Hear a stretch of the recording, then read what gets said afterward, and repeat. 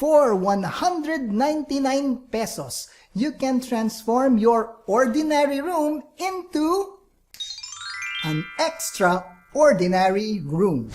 So stay tuned. You're watching Allen Online TV.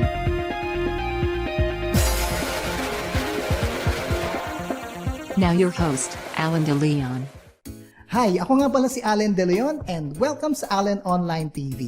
If you're new to my channel, then may gusto kong ibigay sa iyo na free ebook entitled The Top 5 Free Tools for YouTube Live Streamers. Ang kailangan mo lang gawin ay i-click yung link dyan sa description. Pwede mo ring i-click dyan sa my YouTube channel art banner ko. I-click mo lang at i-provide mo ang name and email address mo at ipapadala ko sa iyo kaagad.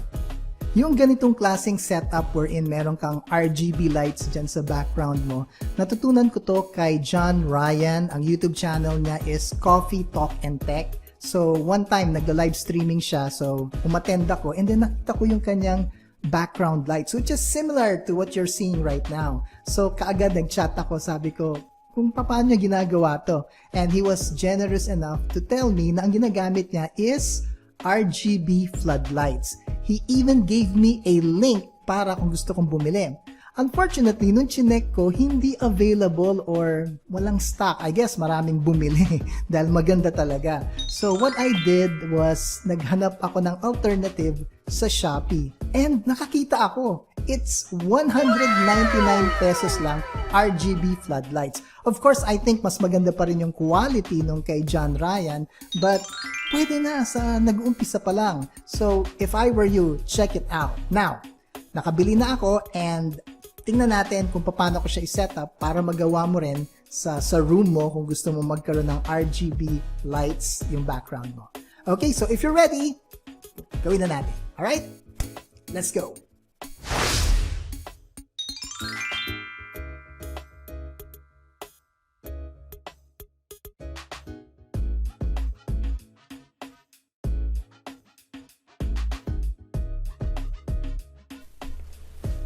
Hi guys! Dumating na yung hinihintay ko na RGB floodlights para mapaganda natin yung background natin. So, unbox na natin. Okay, buksan na natin. May cutter ako dito. Let's go!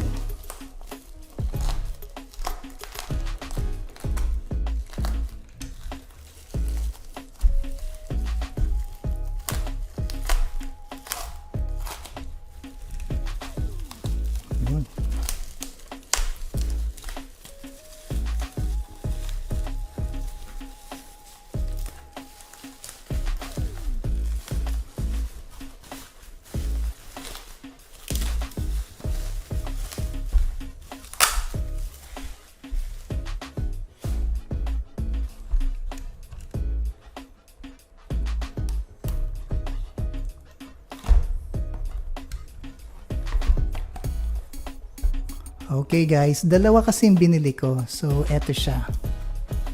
Sabi it's floodlight 50 watts. Okay, so buksan natin.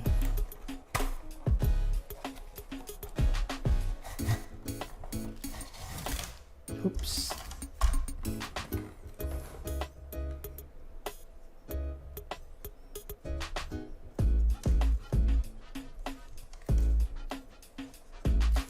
Meron na rin siyang outlet or plug, saksakan.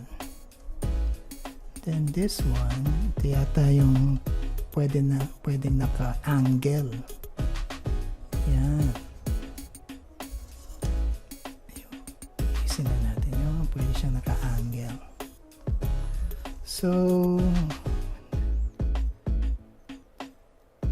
50 lahat yung para mga lights niya. Okay, mukhang maganda naman. So, meron na rin siyang pangsaksak. And then, yun, my remote control. So, sige. Test na natin to sa ating background. Okay guys, eto na siya. Lagay na natin sa ating background. Okay? Let's go!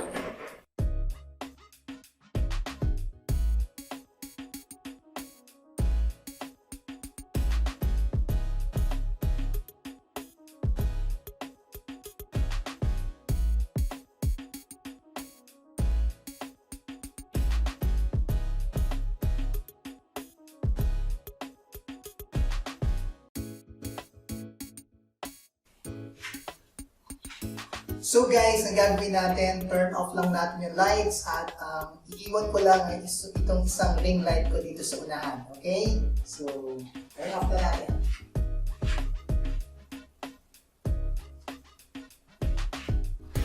Then guys, ito yung control. So,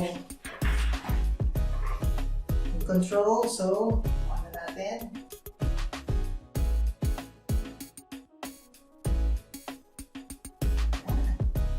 Ganda na.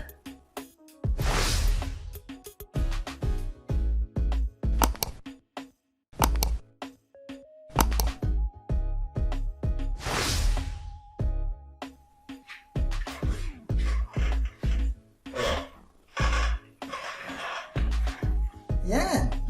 Mas okay na, di ba guys? Ganda.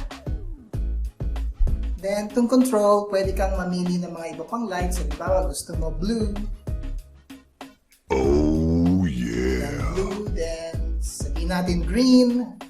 So, green. Sana all. And maraming mga colors pa na pwedeng pagpilian. Parang maganda yung pink. Ayan. Take note lang guys, nabili ko tong mga RGB Flood Lights, naka-sale siya sa Shopee.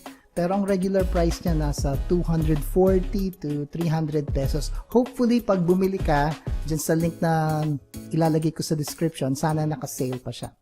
Anyway, special thanks kay John Ryan dahil siya nagturo sa akin ito. You can visit his YouTube channel. Naglagay ako ng link dyan sa description. Pwede nyo rin i-check dito sa my info card ko. So, kung gusto nyo pang ng mga video tutorials, meron akong 2 videos. Ayan, nasa screen. Check it out guys. So, this is Allen De Leon. I'll see you on the next video. Thank you for watching Allen Online TV. Make sure to like this video. Write a comment. And don't forget to subscribe. See you in our next video episode.